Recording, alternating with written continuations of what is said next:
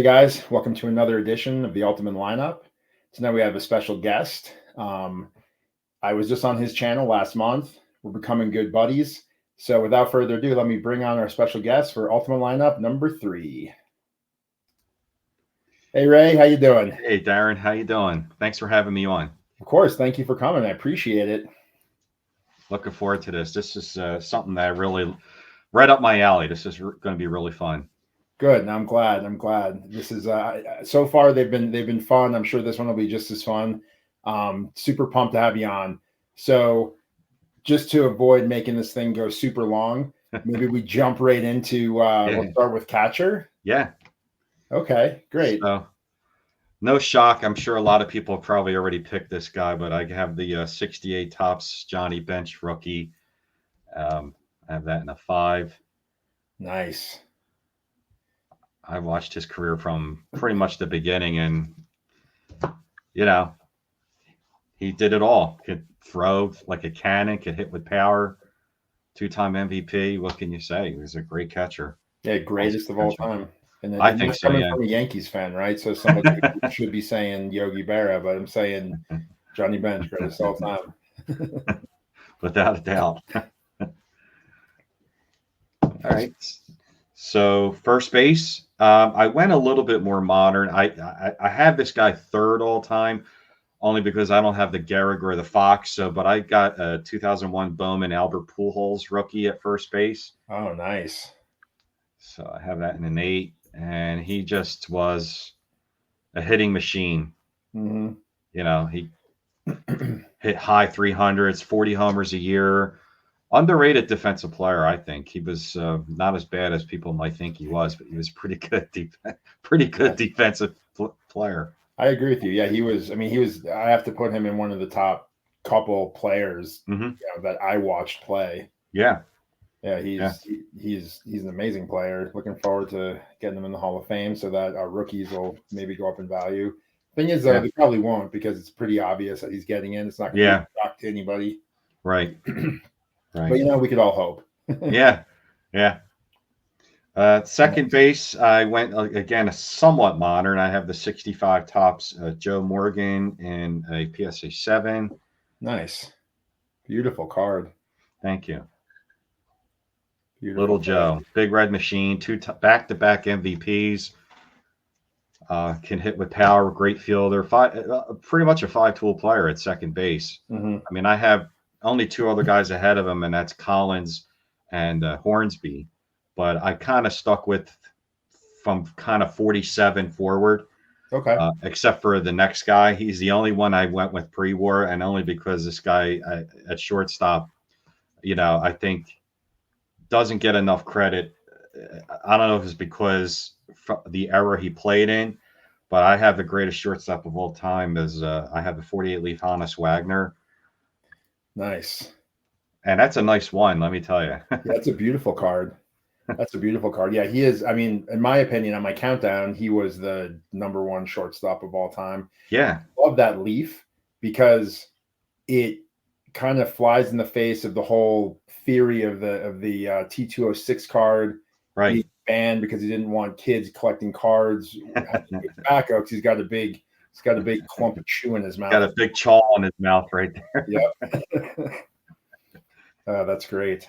Yeah, he's so. I think he's underrated. I mean, I know in the hobby with the T206 he's not, but I mean, he just did it all. He batting champion, great fielder.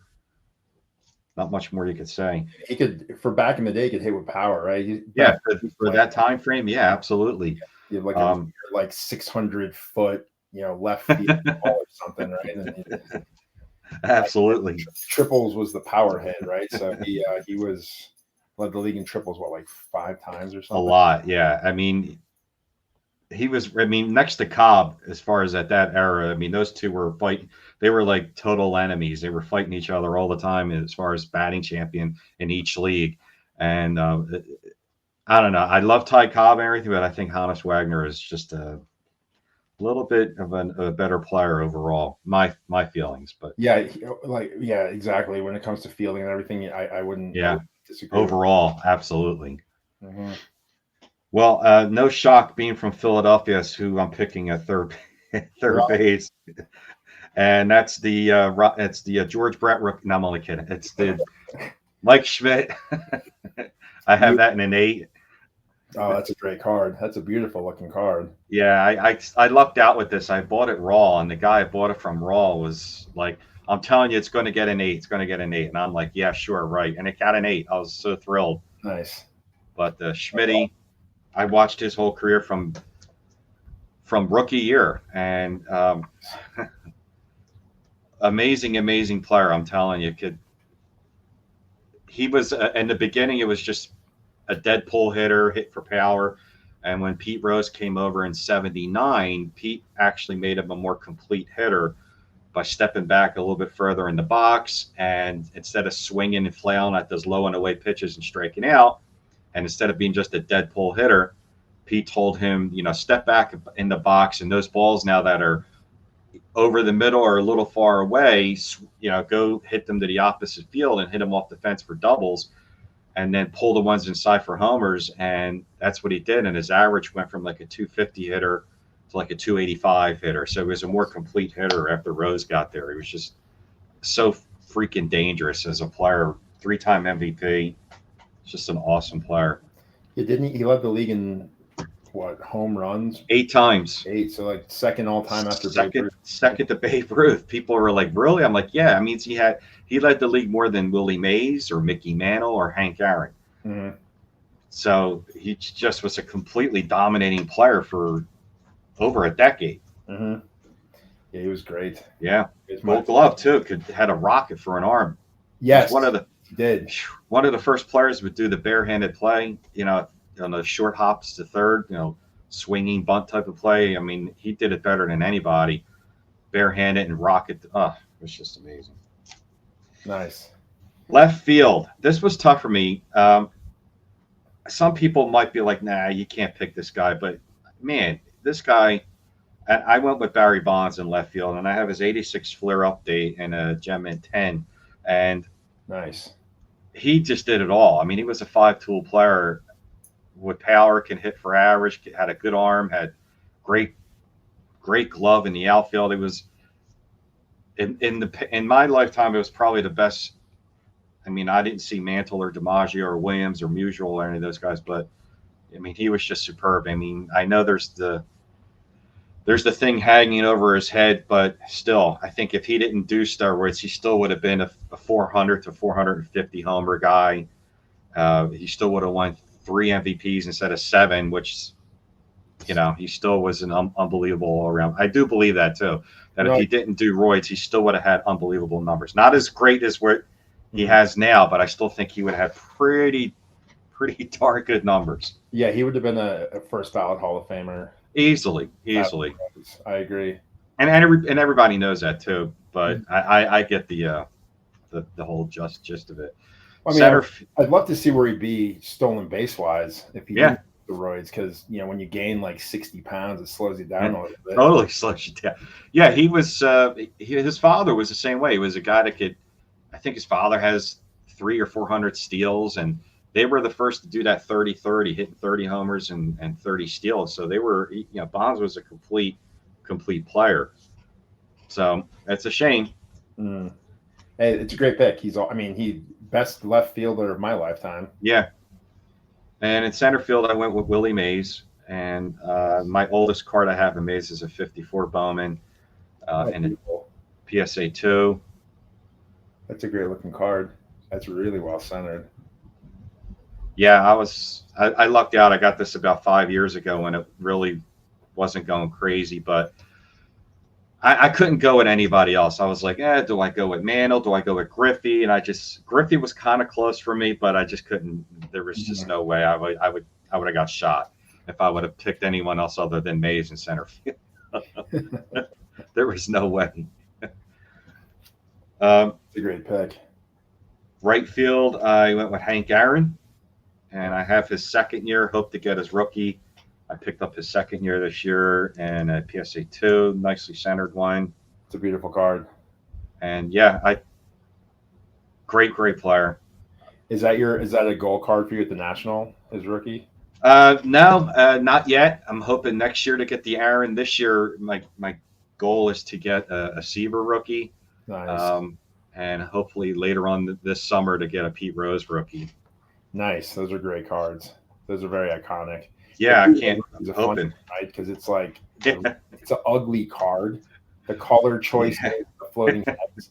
His second year, it, Oh God, his second year is awesome. card, but that rookie card is just so iconic. Yeah, you can't. Unfortunately, we can't ignore that floating head card.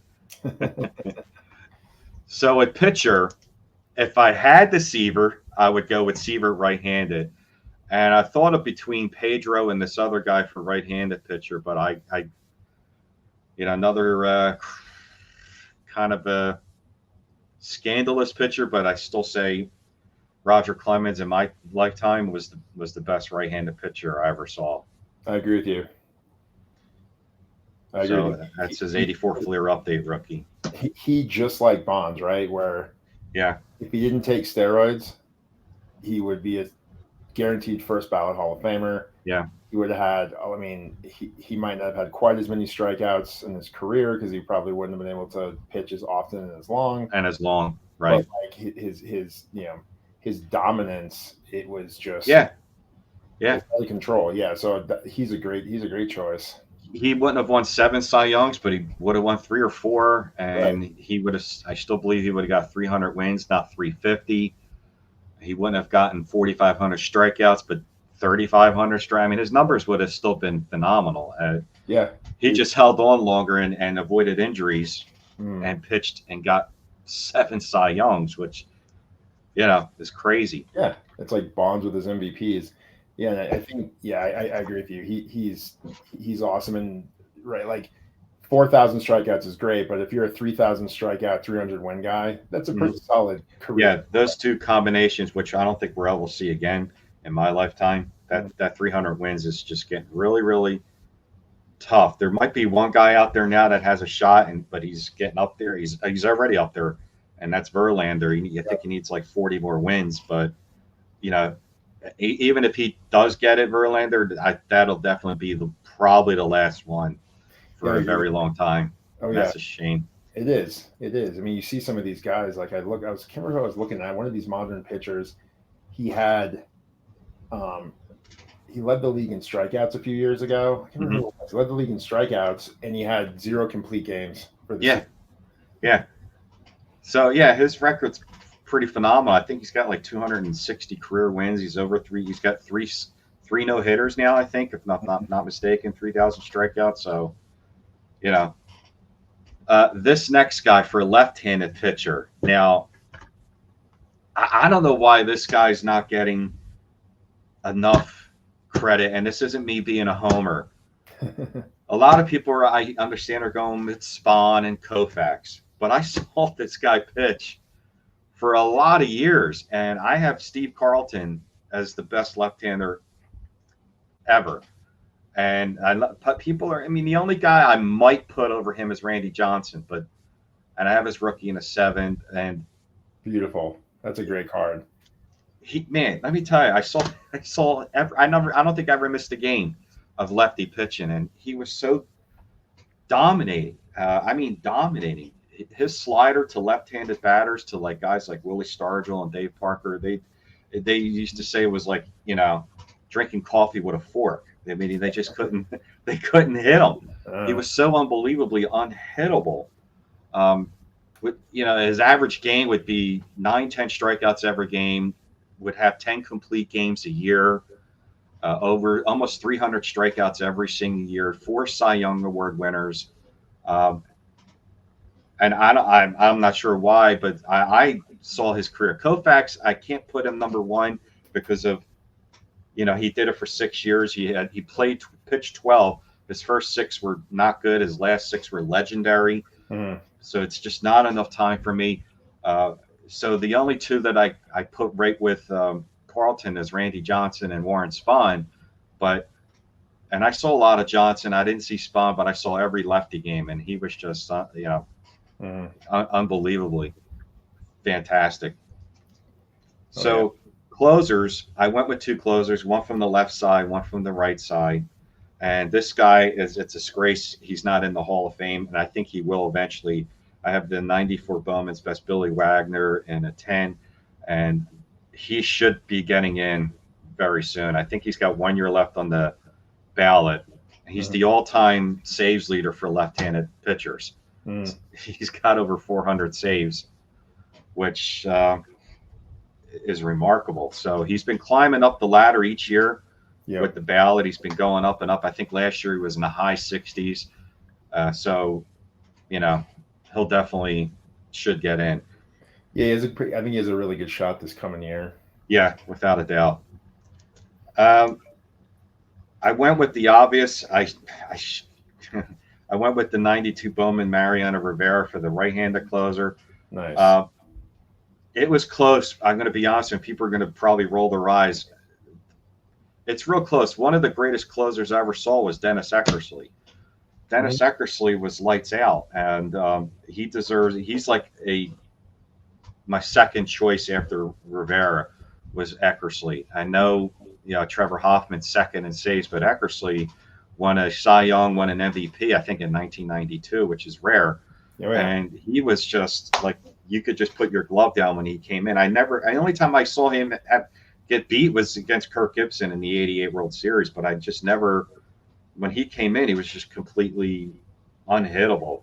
I guess because he started as a starter, that made him, a great reliever. But I had to go with the record and go with Rivera because of he's the all-time saves leader, Sandman, and there you have it. That's my. Plus, you had to go with the car with the guys in this country club uniform. Yeah. I mean, I don't know if he's going sailing or what, but it's just hysterically funny. They couldn't have. Oh my God, what a terrible card for this guy! It's a shame. I know. But it is. It is what it is. Yeah, we should do a video on sometime on the worst rookie cards. We could do like the Sammy Sosa where he's bunting. Yeah. On his rookie card, because all-time home run leaders. That's what you think about as a good punter, right? Without a doubt, that'll probably get number one though. Is the Rivera. 100%. I mean, they're going to be like, "What is this?" Right. Oh God! It's like, who is it? Future generations will be like, "What was this? Like a front office guy?" He looks like he's in a J.C. Penney catalog. The best. Yeah. So Mariano is the obvious choice. I mean, if I went with who my favorite was, I was going to go with Eck, but I went with the obvious. All right, guys. Well, I hope you enjoyed looking at Ray's cards. Now we're going to jump into Ray's ultimate lineup. Let's check it out.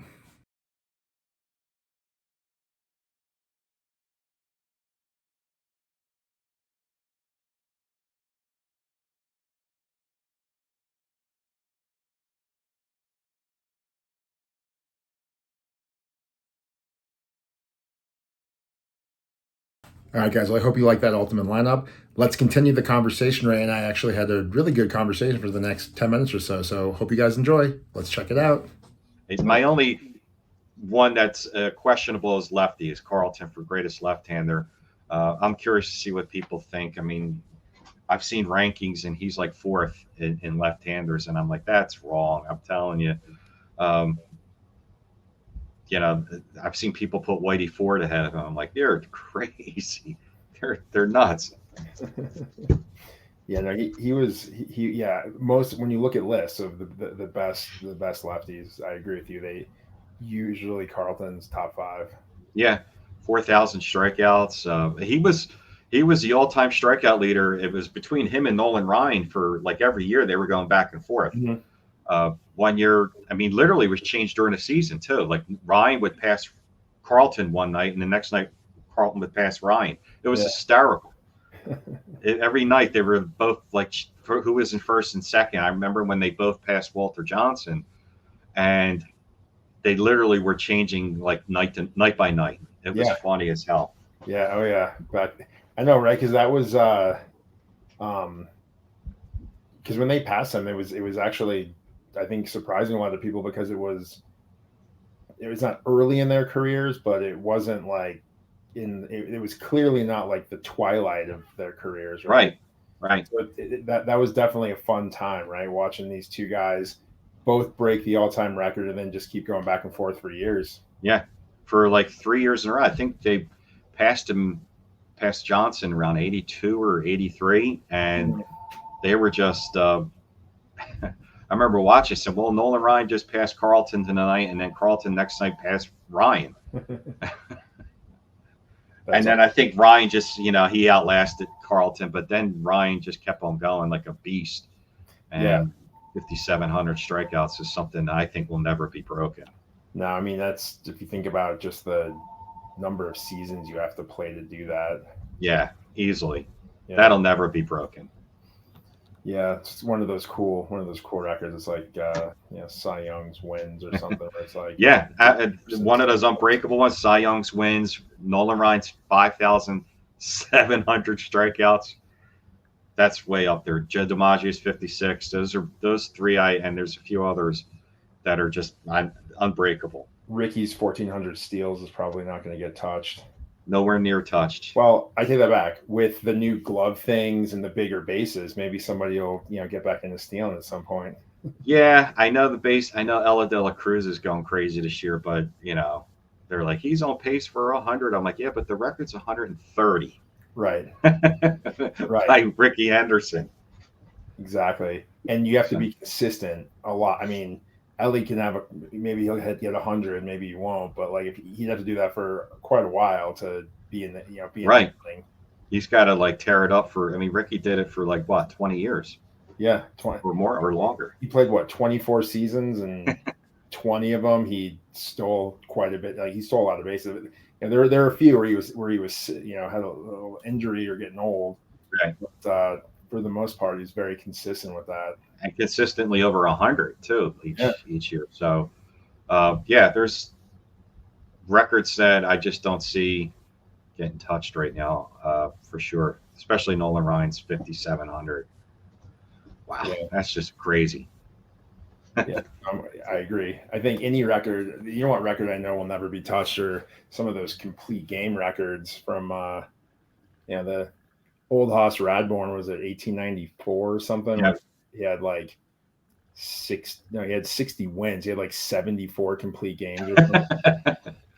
I think all of the pitching records they're done because starters just they're not pitching 8-9 innings anymore. They're pitching 5 and 6 innings, and you're not even seeing 20 wins in a season, really. Right. If you do, you might have one guy. Those are the only ones, right? Like most strikeouts per walk or most strikeouts per 9, like things like that. Maybe because these guys can throw much harder, Yeah. They could pitch 5 innings and get a bunch of strikeouts and not walk that many people, but then their arm hurts. So then they're done for a week.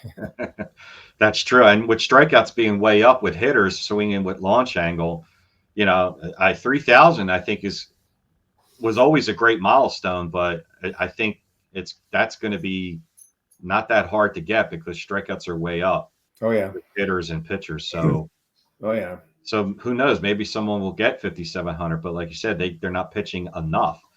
Right. Yeah, you need. Say the average player plays 20 years. Mm-hmm. And Ryan pitched what? 25, 7? Yeah, 27. 27. Yeah. Almost 30 years. Yeah. Yeah. When he was my age, he was still pitching, which I can't even fathom. I went for a hike today, and I slipped, and I grabbed a tree. And I'm like, for the rest of the hike, I'm like, ooh, did I tear something in my shoulder? Right? Like his rookie year, I was 1. In 68, I was 1. Right. And you were probably, by the time you retired, you're probably married. I was ready to retire. By the time he was like, oh my God. Yeah, it's just longevity with guys like that. They don't build them like that anymore. Guys like Seaver. Like I still say, if I had the Seaver rookie, I would have put the Seaver up over Clemens because Seaver was just that great. Nothing taken away from Clemens. I have him a very, very close second right-hander, but Seaver was just, Seaver was great. I saw most of his career starting in the mid 70s, and he 3-time Cy Young Award winner. He threw with velocity, and he had complete control. If he wanted to throw at a certain part of the plate, he could throw it and nail it. Mm-hmm. Just so accurate, it was so good. So Yeah. You kind of, it's funny, right? Because like it's almost like every time, like every generation, you're like, oh wow, it would have been cool to see these guys yeah, one generation before. And I think during like the 70s and 80s and 90s, we had, from a pitching perspective, we had pitchers where like we're watching some of the best, right? And these days it's hard, like you said, it's hard to gauge. He's like, oh, this guy's a great pitcher, but it's like, yeah, he has 3 complete games for the season, yeah. and We have Aaron Nola over here. He pitched a complete game. We're like, that's the 4th of his career. I'm like, oh my, 4th of his career. And they made such a big deal out of it. I'm like, oh my God, Carlton would get 10 a year. yeah, it's crazy, right? And I think one of the things I noticed over the last couple of years, you really rarely will see the complete game unless there's a chance for like a no-hitter or something. Right, exactly. And the reason why Nola got the complete game a week ago is he was pitching a no-hitter in the 7th inning, and he gave up the no-hitter, but then he still had a shutout. Right. And he was around 100 pitches. He wasn't at 120. So that was the only reason why they kept him in. He wasn't like at 120 and he gave up a run or two. If that was the case, he would have been gone. Mm-hmm. But yeah, it's different today with pitchers, especially pitchers. That's different, right? Because you'll see pitchers that they're pitching perfect through like 5 innings, and then they come out because their pitch count's high. And I'm like, imagine walking up to a guy like Carlton or Ryan or Seaver and being like, I know you're going perfect, but your pitch count's a little high, right? The guy up in the booth is saying that number's a little high. You're coming out. And he knocks the manager out and keeps pitching, right? Like they had Carlton on Sports Talk Radio here. I was driving to work one day and they had him on about 3 years ago, and they asked him that question. What do you think of the pitch count? He goes, we never had anything like that. We didn't have no count. He goes, after I retired and I saw what these pitch count that they're keeping up with now, I went back to look at my games and I averaged 140 pitches a game. Averaged. He goes, and then if I got in a little trouble and when I might have reached 190, 200 with and I felt fine. These guys pitched often and they pitch for a long time, right? So it's not like the argument of to be able to do what some of these newer guys do, it's not possible. It's just they train differently all the way through high school and college, and then when they get to the bigs, it's just they can do incredible things with ball movement. But one thing they can't do that's incredible is just keep throwing it. Yeah, it's all velo today. It's all about throwing 100, and that's why you're seeing guys. I saw something on the line the other day. They were saying that we've already had in 2023. There was more Tommy Johns than in the entire decade of the 90s. Oh wow! In just 1 year. That makes sense. I mean, the guys back then they knew. And that's the thing too, right? Like when you're pitching in high school and then you're in the minors and then you get in the majors and they make you pitch a lot of games, you build up that strength, right? You build up the tendons get stronger, the muscles get stronger, your body gets used to it. Now it's like, even in high school, it's like, oh yeah, you had two good innings, you struck out 4 guys, right? Like, why don't you go ahead and rest? It's like and that's what a lot of the legends are saying now. And before Tom Seaver passed away, he said the best thing to avoid injuries is to pitch more. Yeah. And they looked at him, it's like, he goes, pitch more, because the less you pitch, the more damage you're actually doing. So they're trying to prevent these guys. Oh, pitch 80, 90 pitches. We don't want you to get hurt, but they're getting more hurt. Mm-hmm. So what's that tell you? Let them go. If they're going to get hurt, let them go. Let them go until they're in trouble. Like there was no count back then, like Carlton would go into the 8th inning and it depends, if it was like a 1-run lead and he let the first 2 guys on, he came out in the 8th. But if he got the first 2 guys out and then put a guy on, the coach, it was just all situational. It just depended on the situation. Had nothing to do with the clock or the count. Nothing to do with the count. Yeah, no, it's crazy. So actually, this is great because we did our ultimate lineup and then we spent the second half of our collaboration tonight talking pitch counts. So I want to see some comments, guys, not only on Ray's lineup, but also your thoughts on pitch count. Because maybe Ray and I'll do another video where we talk why the guys today are just, they don't have what it takes to compare themselves to the guys of the past. Yeah, I have my philosophies. Yeah, me too. So it'll be good. We go on for our next collab. Absolutely. All right, Ray. Well, hey, I really appreciate you coming on. Thank you so much. I love the cards you showed. Your lineup was awesome. Really appreciate it and love the conversation. And thank you. Thanks again. And we'll look forward to our next time we do a collab. Thank you very much. All right. All right, guys. We'll talk to you soon. See ya.